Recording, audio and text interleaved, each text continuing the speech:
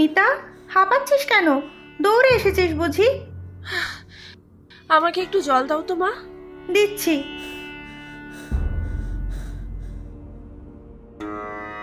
এই নে। কি হয়েছে বলতো? কোনো গন্ডগোল? হ্যাঁ, দাদা আবার মারপিট করেছে। কি বলছিস তুই? কোথায়? খেলার মাঠে। বিন্টি বলল দাদা নাকি কাকে মেরে পালিয়েছে। সর্বনাশ! কোথায় এখন মিতুন? সে তো জানি না, বিন্টি তো বলল পালিয়েছে। তোর দাদাকে নিয়ে আর পারি না। বড় হচ্ছে আর দিনকে দিন ওর হুজ্জুতি বেড়েই চলেছে। বাবাকে বলো না মা, শুনলে খুব রাগারাগি করবে। গতবার দাদাকে তো লাঠি দিয়ে মেরেছিল।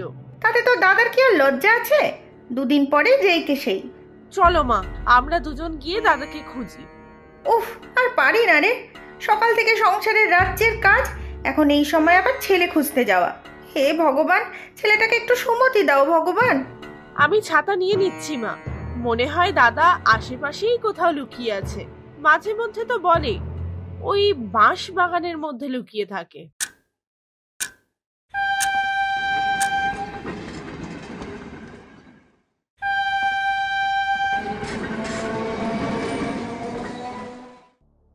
আরে, ভালো আছেন মাস্টারমশাই? আরে জগন্নাথ যে, শহর থেকে এলে বুঝি? আগে হ্যাঁ, আমার তো এই কারবার। শহর থেকে মাল নিয়ে এসে দোকানে বিক্রি করি। সপ্তাহে 2-3 বার তো যেতেই হয়। তা তো হবেই। তোমার মুদির দোকানে শুনেছি তো প্রায় সবই পাওয়া যায়, ওষুধপত্রও তো। না না, কেউ অর্ডার দিলে ওষুধ দিয়ে আসি, বাকি সবই পাবেন। তা আপনি যাচ্ছেন কোথায়? এই তো 2টো স্টেশন পরেই আমার মেয়ের বাড়ি। লোকাল ট্রেন ধরে যাব আর রাত্রেই ফিরে আসব। একটা কথা বলছি মাস্টারমশাই, আমার ছেলে মিথুনকে নিয়ে খুব চিন্তায় আছি। পড়াশুনোতে তো সেরকম মনই নেই। ভাবছি আমার সাথে কাজেই বসিয়ে দেব। না হে, ওরকম করো না। হ্যাঁ, মিথুন একটু চঞ্চল প্রকৃতির, তবে পড়াশোনাটা ছাড়িও না। ওর রোজগার করাটা তো এখনই তোমার সংসারের প্রয়োজন নয়। তা ঠিক, তবে যা দুরন্ত, রোজই কোনো না কোনো নালিশ আসছে ওর নামে। মাঝে মধ্যে আমার মাথাও খুব গরম হয়ে যায়। না হে জগন্নাথ, বেশি বকাঝকা করে সবসময় বেশি কাজ হয় না। গায়ে হাত দেওয়াটা তো একেবারেই নয়। আসুক কাল স্কুলে, আমি একটু কথা বলে দেখি। এদিকে তো নেই দাদা, মনে হচ্ছে এদিকে আসেনি। পুকুর পাড়ে নেই তো। কে জানে এই রোদের মধ্যে কত আর ঘোরা যায় বলতো? তুমি তাহলে বাড়ি যাও, আমি পুকুর পাড়ে দেখে আসি। তুই একা একা এখন পুকুর পাড়ে ঘুরে বেরোবি?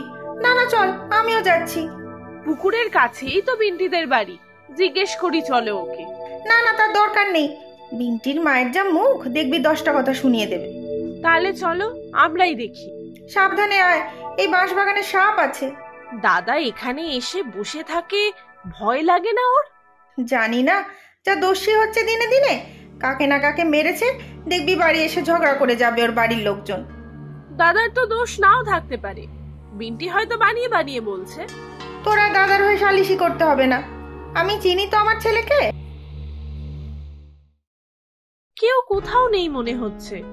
কে থাকবে এই রোদে বলতো? কাক পক্ষী তো এই রোদে বের হয় না।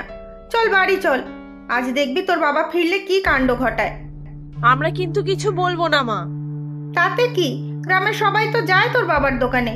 কেউ না কেউ ঠিক কথাটা তার কানে তুলবে। জানি না কি যে হবে আজ।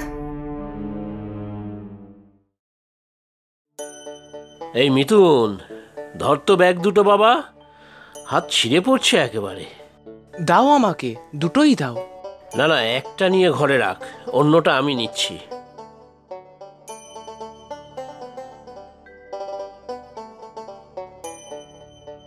তোর মাস্টারমশাইয়ের সাথে দেখা হয়েছিল স্টেশনে, অনেক কথা হলো। মাস্টার মশাই? কেন, কিছু বললো উনি? নতুন করে আর বলবেন কি, কাল তোকে দেখা করতে বলেছেন। ও, আর কিছু বলেননি আজকের ব্যাপারে? আজকে আবার কি, আজ তো রবিবার, স্কুল তো ছুটি ছিল আজ। ও, তাহলে তো ঠিক আছে। দেখ মিতা, তোর দাদা বাড়িতে বসে আছে আর আমরা দুজন কোথায় কোথায় ঘুরে আসলাম। এই দাদা, তুই কোথায় ছিলি? কোথায় আবার যাব? বাড়িতেই তো ছিলাম। হুম, তুই মোটেও বাড়িতে ছিলি না। কি হয়েছে শুনি? আবার কোনো কিছু ঘটেছে নাকি? সে তোমার ছেলেকেই জিজ্ঞাসা করো। কি হয়েছে মিতুন? সত্যি করে বল। না বাবা, মানে আমি বলছি, দাদা খেলতে গিয়েছিল পড়া না করে, তারপর সিধা বাড়ি চলে এসেছে, তাই না রে দাদা? হ্যাঁ, মানে তোর কোনো চিন্তা নেই মিতুন? সামনেই পরীক্ষা, এখন পড়া ছেড়ে খেলতে গিয়েছিলি তুই? আর যাবে না বাবা, আমি ভালো করে বুঝিয়ে দেব দাদাকে। অনেক হয়েছে সব নাটক। এখন সবাই স্নান করে তৈরি হয়ে নে, আমি ভাত বাড়ছি। তাড়াতাড়ি খেয়ে নে মিতুন, জানি না কপালে কি আছে আর।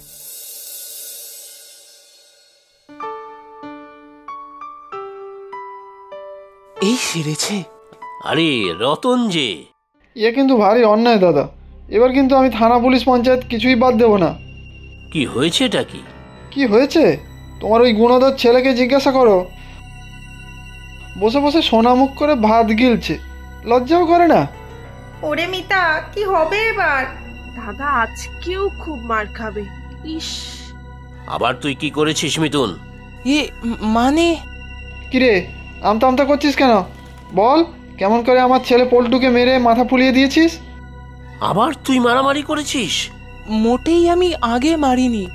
ও আমাদের খেলার মধ্যে এসে ঝামেলা করছিল, উল্টোপাল্টা কথা বলছিল, তাই মেরেছি। জানো দাদা, আধলা ইট ছুঁড়ে আমার পল্টুর মাথা ফুলিয়ে দিয়েছে, একটুর জন্য চোখটা বেঁচে গেছে। রতন, আমি মিতুনের হয়ে ক্ষমা চাইছি। আমার এমন ছেলে হলে দূর দূর করে বাড়ি থেকে তাড়িয়ে দিতাম।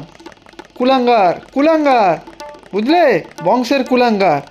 তোমার যে এইরকম বাঁদর একটা ছেলে বিশ্বাসই হয় না। পল্টুই আমাকে আগে মেরেছে। মিতুন চুপ কর, মারপিট করো, লজ্জা নেই তোর? এরপর আর বাড়িতে বলতে আসবো না, সোজা থানায় যাব। পুলিশে এসে কোমরে দড়ি বেঁধে নিয়ে যাবে, তখন বুঝবে মজা।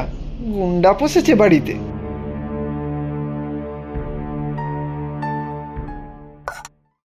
এ কি, উঠলে কেন? এত অপমানের পর আমার গলা দিয়ে খাবার নামবে ভেবেছ? এই ছেলের জন্য এতটুকু শান্তি নেই আমার জীবনে। ছি ছি মিতুন, কিভাবে লোকজন বাড়ি এসে অপমান করে গেল। তোমরা শুধু আমার দোষটাই দেখছো। চুপ বেয়াদব!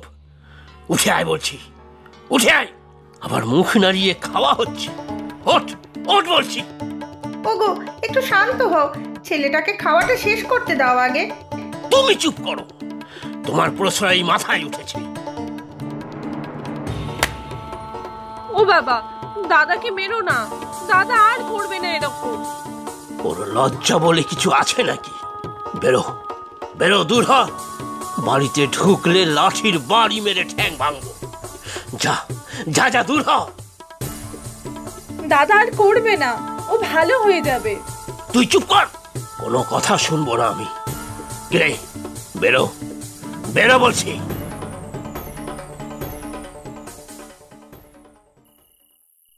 উফ, কি যে খিদে পাচ্ছে, কি বলবো। পল্টুর বাবাটা একটু পরে আসতে পারতো, দুপুরেও কিছু খাওয়া হলো না।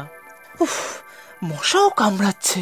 আর একটু রাত হোক, বাবা ঘুমিয়ে পড়লে পিছনের দরজা দিয়ে ঢুকবো, আর বোনও নিশ্চয়ই জেগে থাকবে।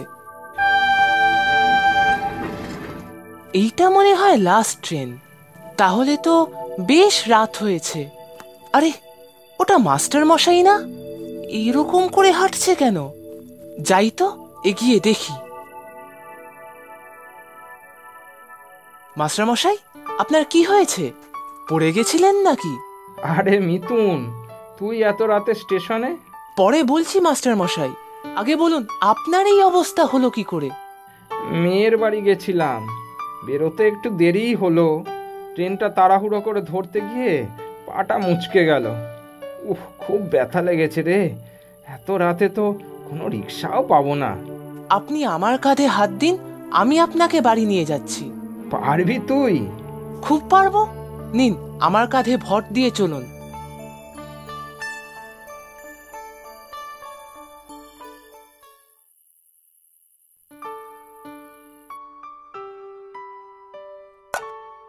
আমি আপনার পায়ে চুন হলুদ লাগিয়ে দিচ্ছি, দেখবেন কমে যাবে। আমার খেলতে গিয়ে ব্যথা লাগলে মা চুন হলুদ গরম করে লাগিয়ে দেয়। তুই এত রাতে স্টেশনে ঘুরছিলিস কেন? তোর বাড়িতে চিন্তা করবে তো। বাবা আমাকে বাড়ি থেকে বার করে দিয়েছে, আমি পল্টুকে মেরেছি তাই। কিন্তু মাস্টারমশাই বিশ্বাস করুন, পল্টুই আগে আমাকে মেরেছিল। বুঝেছি, সারাদিন রাস্তায় রাস্তায় ঘুরে বেরিয়েছিস তো, কিছুই তো পেটে পড়েনি নিশ্চয়। দুপুরে খাওয়ার সময় তো পল্টুর বাবা এলো, খাবার হলো কই? রান্নাঘরে দেখ, মুড়ি আছে আর ঢাকা দেওয়া তরকারি আছে, তাই খেয়ে নে। সে পরে খাবো মাস্টারমশাই, আগে আপনার পায়ে চুন হলুদ লাগাই, তারপর দেখবেন কাল সকালেই ব্যথা একদম সেরে যাবে।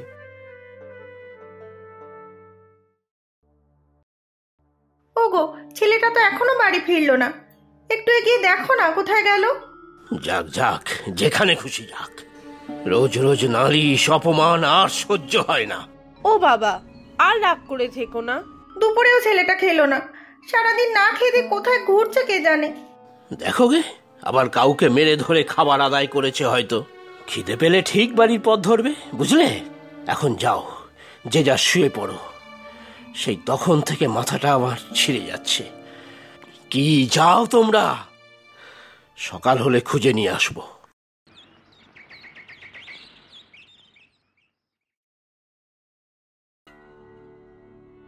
সব জায়গায় তো দেখলাম, কোথাও তো পেলাম না মিতুনকে। আশ্চর্য, কোথায় যে গেল? ওগো, যে করেই হোক আমার ছেলেকে খুঁজে আনো তুমি। উফ, কান্নাকাটি করো না তো। এই ছেলেটার জন্য জীবনে আর শান্তি নেই। কোথায় ঘাপটি মেরে আছে কে জানে।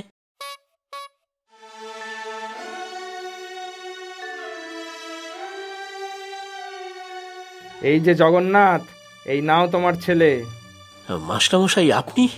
এই হতচ্ছাড়া, কোথায় ছিলি সারা রাত? মিতুন, কোথায় ছিলি সোনা? কত চিন্তা করছিলাম আমরা। কাল সারা রাত ও আমার বাড়িতে ছিল। ও না থাকলে আমার যে কি হতো। আমার অনেক উপকার করেছে ও। উপকার?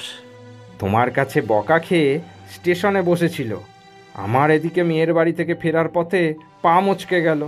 মিতুনি তো আমাকে বাড়ি পৌঁছে দিল, পায়ে চুন হলুদ লাগিয়ে দিল। ও একটু দুষ্টু, কিন্তু মনটা খুব ভালো। আমি আর মারামারি করব না বাবা, মাস্টারমশাইকে আমি কথা দিয়েছি। হ্যাঁ, আমার তো দুদিন পরেই স্কুল থেকে অবসর। তারপর থেকে আমি মিতুনের পড়াশোনার সব দায়িত্ব নেব। ভগবান, এতদিনে তুমি মুখ তুলে চেয়েছো। কি মজা, কি মজা, আমার দাদা হবে সবার সেরা। প্রচুর সঠিক উত্তরদাতাদের মধ্যে থেকে আমরা বেছে নিয়েছি 10 জনের নাম। গল্পের নাম কালবৈশাখী ঝড়। নামগুলি হল রাজু দাস, রানীকুঠি, টালিগঞ্জ থেকে; তাসনিম জিনিয়া, ঢাকা, বাংলাদেশ থেকে; সর্বজিৎ কর্মকার, বামুনগাছি, উত্তর 24 পরগনা থেকে; সালমা, জামালপুর, বাংলাদেশ থেকে; বন্দনা বসাক, বেলঘরিয়া, কলকাতা থেকে; সোনালী খানম, টাঙ্গাইল, বাংলাদেশ থেকে; শ্রীপর্ণা কর্মকার, মধ্যমগ্রাম, পশ্চিমবঙ্গ থেকে; মৌসুমী বসাক, সমুদ্রগড়, পশ্চিমবঙ্গ থেকে; ভাস্কর দলুই, আরামবাগ, হুগলি থেকে; চয়ন, মানিকগঞ্জ, বাংলাদেশ থেকে। আজকের প্রশ্ন, সেদিন রাত্রে মাস্টারমশাইয়ের কী অসুবিধা হয়েছিল? তোমরা প্রশ্নের উত্তরের সাথে নিজের নাম আর কোথায় থাকো সেটাও লিখে জানাবে কিন্তু।